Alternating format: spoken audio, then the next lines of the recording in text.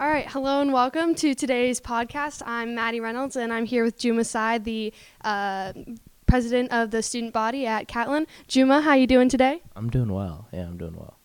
Awesome. This is our take two, if you will, of a interview with Juma. We tried to do one before the big OES Catlin basketball boys game for the league playoffs, but that unfortunately did not record, so we're trying again today.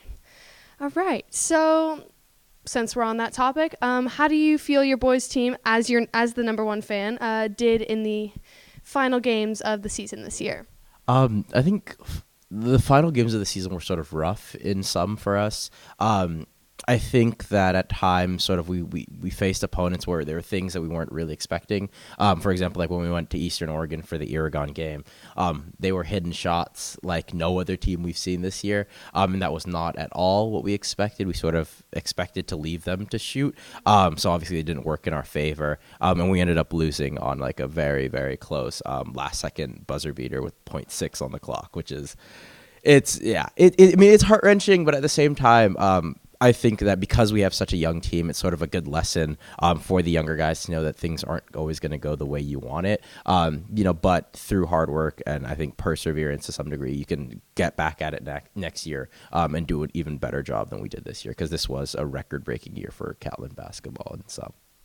Awesome. So on that note, do you think you guys will be stronger next year? Are you losing a lot of players, gaining some good players, or what's your forecast on the next year? Yeah.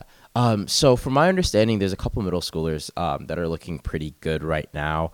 They are actually going to the middle school championship tomorrow. Yeah. So that's really exciting. And we're only losing 3 seniors, which is a big deal for us. And there's not even that many juniors on the team. Sort of our main strength is with sophomores and freshmen, which is sort of like always what you want to hear for a program. But yeah, I think the next couple years are looking bright.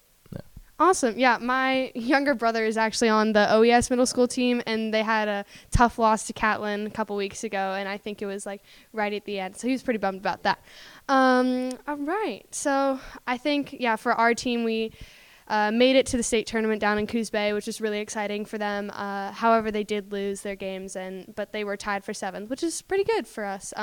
We are, however, losing 4 seniors, and that's 4 of our starting players. So should be interesting to see how the team shakes out next year.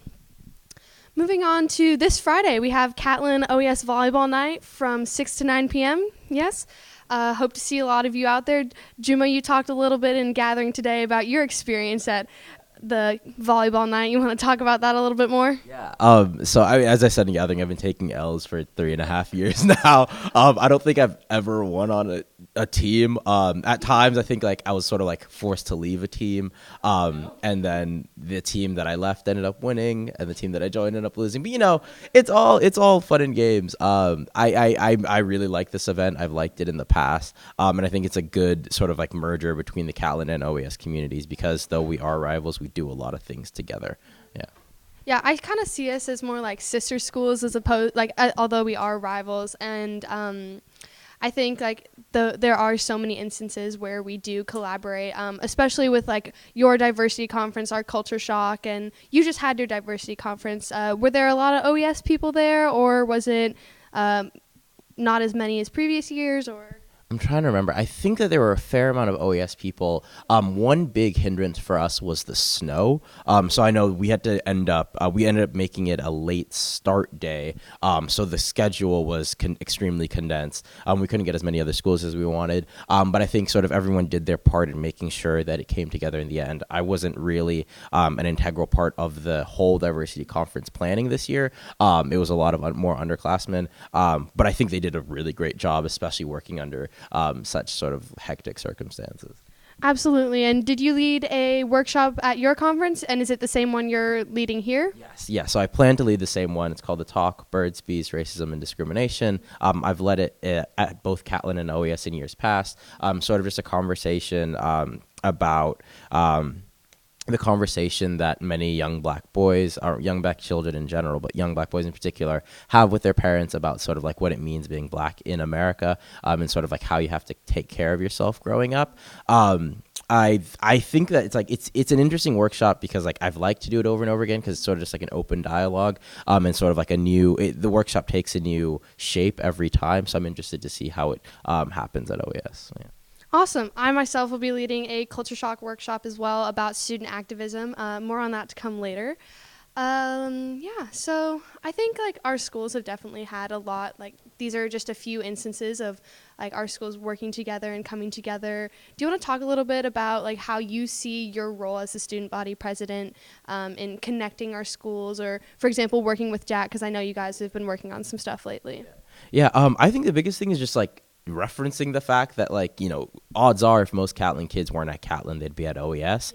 And I think the same holds true for OES, and sort of just like referencing that there is an innate connection, and like sort of while our two schools are like to sort of promote their differences and sort of in a sense I think like to like tease each other, you know, we are more similar than we are different in many ways, and I think that's some sort of something to celebrate while keeping a friendly rivalry through it all. Yeah, I absolutely agree. I think it's really important to have that connection and that bond between schools because it does give us that rivalry, which is fun and exciting, but it also creates more opportunities like diversity conferences and just like fun volleyball nights, so it can be a range of serious things to more like fun and lighthearted things. And it's nice to kind of expand your circles and learn more from other people. Yeah. So yeah, I definitely agree with that. Spring sports are coming up. You are a track athlete, I believe. Yes, I love track. My favorite time of the year. What are your events? Is that correct? I don't know much about track. I'm gonna be honest. In the past, I've done the 100 through the 800. Last year, because of medical reasons, I could only do the 4 and the 8. But this year, I'm hoping to just do the 1, 2, and 4. 4 is my primary event. I'm hoping to cut out that whole long distance, middle distance stuff because it's not for me. Yeah. yeah. But I'm excited for the season. Yeah. Awesome. Yeah, I've always had like a kind of admiration for runners, whether it's like short distance or long distance. I don't really like running. It's like you're just going, you're not really going anywhere, and I don't know, it's a personal thing. But yeah, isn't the 400 it's just like a full out sprint the entire lap? Yeah. So essentially it's weird because obviously you think of your race in phases. So like there's obviously your drive phase, your float phase, and then you sort of like pick it up and then pick it up again, and then your final kick and all that kind of stuff. But essentially you're running too fast for too long. That's how I like to describe it to people, and it's sort of the similar situation with the 800 where your body's just not really used to it. But yeah, I mean it's sort of a love-hate affair. Yeah. Awesome. And so for me, I'm a lacrosse player, and our season started a couple weeks ago. We've got Chris Hojasang behind the camera, one of our coaches this year. And you guys don't have a lacrosse team. Where do your players go to play if they do want to play? Yeah, so essentially you play at your district public school. From my understanding, we have Lake Ridge, Lincoln, and Grant. So those are the kids that do play lacrosse. I think the majority of our kids are Lincoln kids, and then we have one Lake Ridge player and a couple Grant players, but yeah. It'll be interesting to see like how like if we get some Catlin fans out for those like OES Lake Ridge or OES Lincoln. Oh, you'll be there? I'll definitely be there. Yeah. Awesome. Well, is there anything else you'd like to add for today? No, it's been a great conversation. Awesome. Hope this one recorded as the last one didn't. But thank you guys for watching, and this is your OES Stories and Podcasts, so stay tuned for next time.